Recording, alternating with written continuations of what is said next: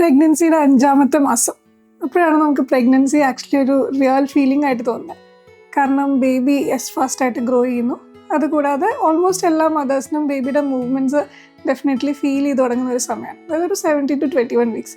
ഇപ്പോൾ 17ാമത്തെ ആഴ്ചയിൽ ഒരു 150 ഗ്രാമുള്ള ബേബി നമുക്കൊരു 21 വീക്സ് എത്തുമ്പോഴേക്കും ഓൾമോസ്റ്റ് 400 ഗ്രാം വെയിറ്റിലേക്ക് ഡെഫിനറ്റ്ലി എത്തുന്നു. അപ്പം ഡെഫിനറ്റ്ലി ഒരു എക്സൈറ്റിംഗ് ടൈമാണ്. പക്ഷേ ഈ സമയത്ത് നമ്മൾ മിസ് ചെയ്യാതെ എടുക്കേണ്ട ഒരു ഇമ്പോർട്ടൻറ്റ് ടെസ്റ്റാണ് നമ്മുടെ അനോമലി സ്കാനോ ലെവൽ 2 സ്കാൻ. അപ്പം ഇതിൽ നമ്മൾ യൂഷ്വലി ഒരു 18 to 20 വീക്സിന് ഇടയ്ക്ക് ചെയ്യുന്ന ഒരു സ്കാനാണ്.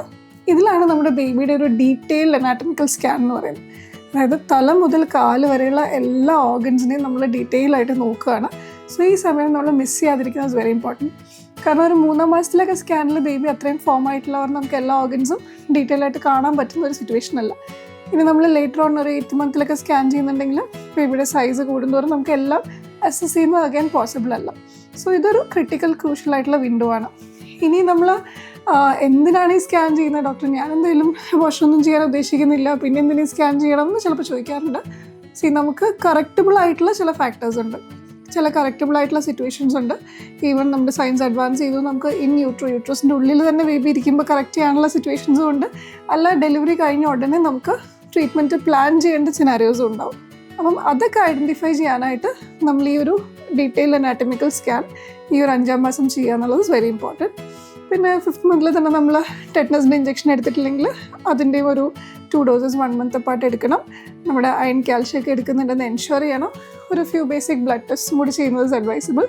ഈ സ്കാനിൽ നമ്മൾ ബേബിയുടെ ചുറ്റുള്ള ഫ്ലൂയിഡ് ഓക്കെ അല്ലേ, ഏർലി ആയിട്ടുള്ള ഡിറ്റക്ട് ചെയ്യാൻ പറ്റുന്ന ഇഷ്യൂസ് ഒന്നും ഇല്ലല്ലോ, ഗ്രോത്ത് ഓക്കെ അല്ലേ എന്നത് നോക്കും. പിന്നെയുള്ള സ്കാൻസിലാണ് നമ്മൾ ഗ്രോത്തിൽ കൂടുതൽ ഫോക്കസ് ചെയ്യാൻ പോകുന്നത്. എന്നാലും എന്തെങ്കിലും ഹൈ റിസ്ക് ഫാക്ടേഴ്സ് ഉണ്ടോ എന്ന് ഐഡൻറ്റിഫൈ ചെയ്യുന്ന ടൈമാണ് നമ്മുടെ 5th മന്ത്. സോ ഈ സ്കാനാണ് നമ്മുടെ പ്രഗ്നൻസിയിലെ one of the most important scans നമുക്ക് പറയാം. അതുകൂടാണ്ട് ഈ സ്കാനിൻ്റെ കൂടെ തന്നെ നമ്മൾ യൂട്രസിൻ്റെ മൗത്ത് സെർവിക്സിൻ്റെ ലെങ്ത്തും ഡെഫിനറ്റ്ലി ഒന്ന് നോക്കുന്നത് അഡ്വൈസബിൾ.